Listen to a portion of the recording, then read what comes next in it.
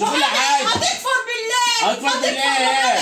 محامي ايه؟ انا هنكفر بالله في نوم محامي؟ خليك مؤمن. يعني راح السجن؟ لا، صلي وقول يا رب، يا رب اقف جنبي يا رب. الحقيقه يا ست قلبي، انت عمال تاكلي كحك.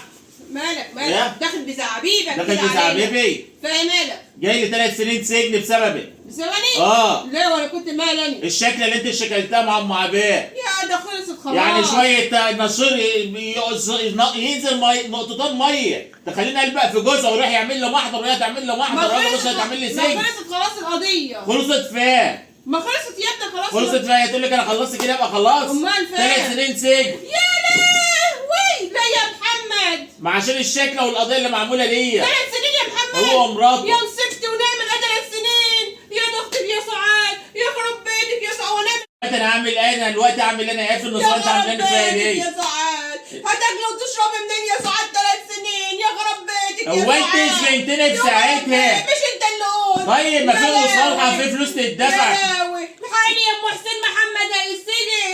يا ام عنايات، محمد هيسجن يا ام عنايات. الحقيني يا حسين، الحقيني يا حسين، محمد هيسجن. وبعدين يا خليه المرأة تقعد تقول لي وبعدين يا محمد هناكل ونشرب ازاي؟ يا فضيحتي. اقول للناس ايه جوز السجن؟ انت ولا فرحانه في ايه؟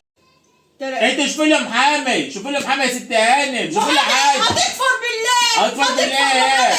محامي ايه؟ انا هنكفر بالله في نوم محامي؟ خليك مؤمن. يعني راح السجن؟ لا، صلي وقول يا رب، يا رب اقف جنبي يا رب اقف جنبي يا رب. محامي ما هي جات لك على الطبطاب، جات لك على الطبطاب. انت عماله تمضينا في جروب وتشكلي مع الناس وتعمل انت عايزه تسجن. يخرب بيتك يا سعاد، يا لهوي. دلوقتي اعمل انا ايه في النصيبه اللي انت عملتني فيها دي؟ وشه بيضحك. يا سعاد ونعمل ايه من غيرك؟ سجن. انت ولا فرحانه في ايه؟ طب هنعمل ايه؟